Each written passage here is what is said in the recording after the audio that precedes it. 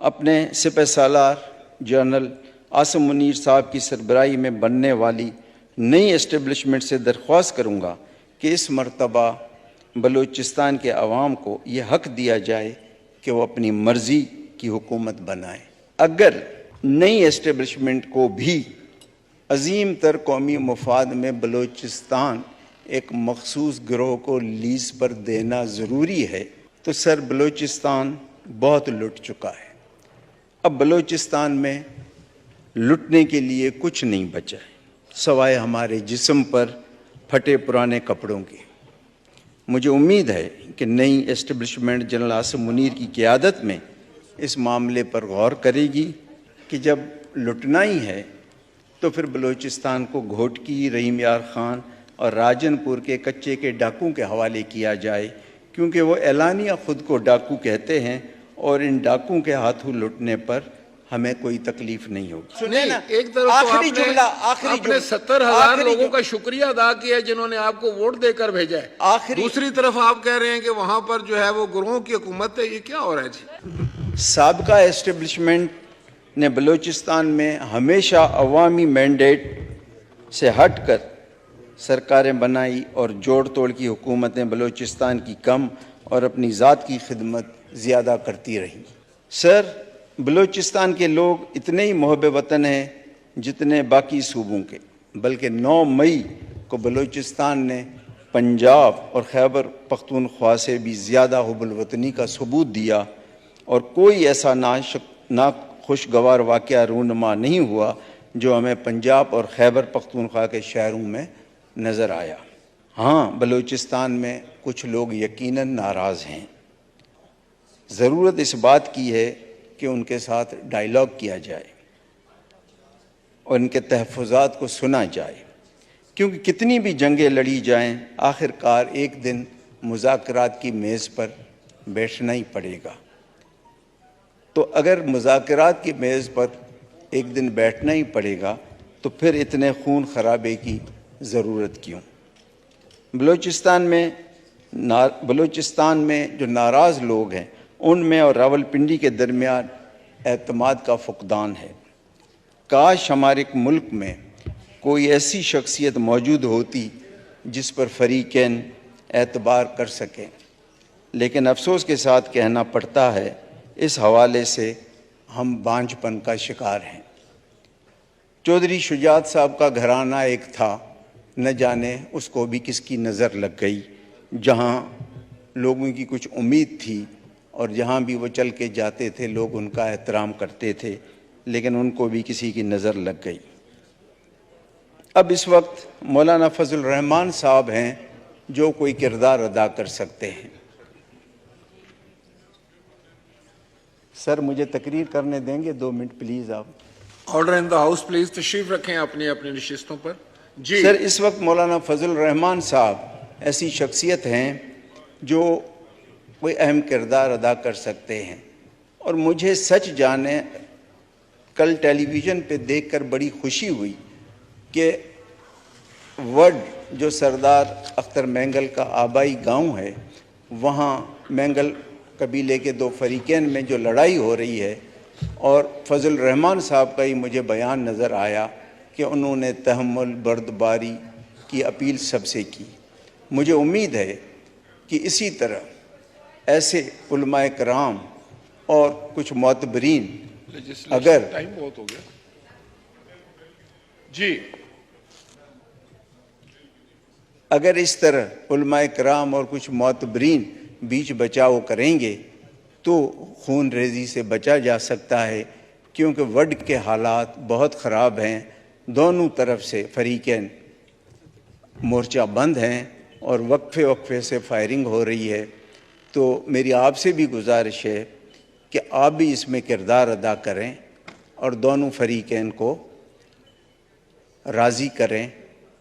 کس کی زیادتی ہے، کیا ہے، وہ ایک لمبی باتیں ہیں جو اس فورم پہ مناسب نہیں ہیں، لیکن فی الحال سچویشن کو ڈیفیوز کرنے کی ضرورت ہے۔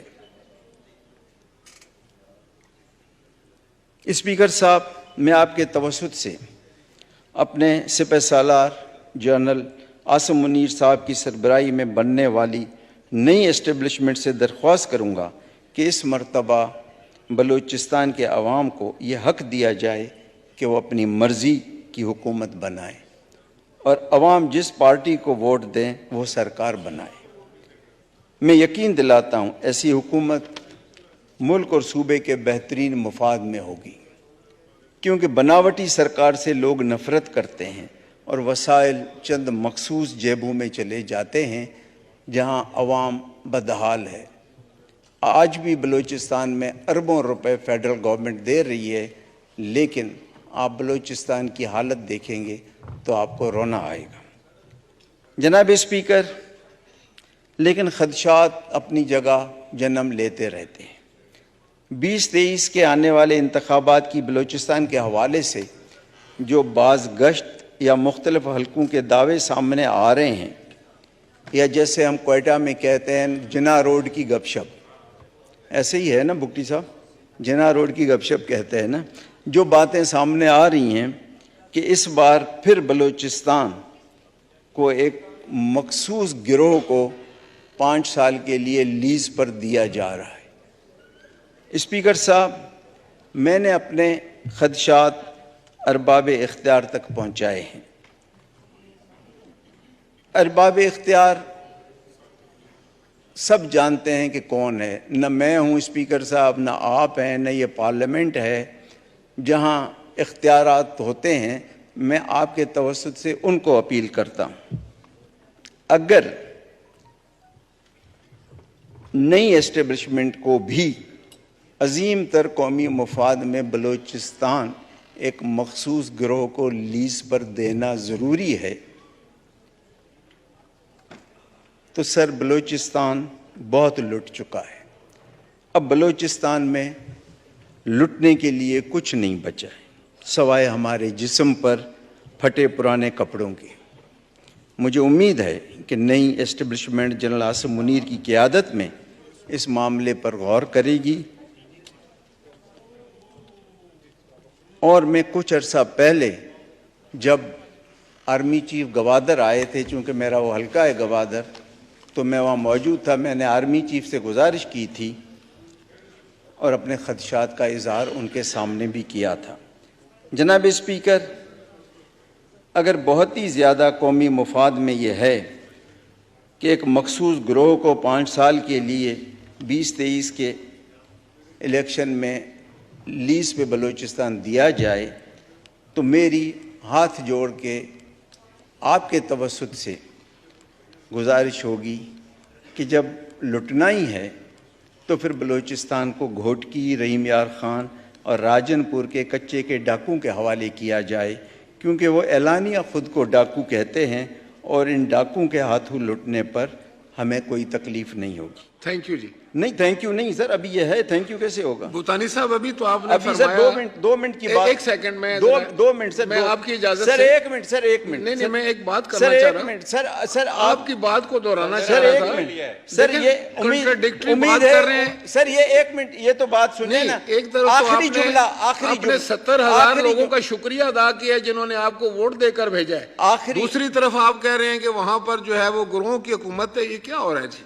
سر یہ ہو رہا ہے وہاں، یہ سنیں نا، نہیں، آپ نے تو 70,000 لوگوں کا تو شکریہ میری ادا وہاں کیا۔ حکومت نہیں ہے، میری حکومت تو میں جن مراحل سے گزرا ہوں آپ کو پتا ہے، سابقہ اسٹیبلشمنٹ نے جن مراحل سے، اب اگر آپ کہیں تو میں کھل کے بتاؤں، میں نے تو مبہوم بتایا ہے آپ آج کو۔ لیجسلیشن کرنے دیں ہمیں، بہت ٹائم ہو گیا، 8:45 امید ہے کہ میری یہ آواز پارلیمنٹ اور میڈیا کے ذریعے GHQ، آپ پارا اور کوئٹہ تک ضرور پہنچے گی، اور اس پر ہمدردانہ غور ہوگا۔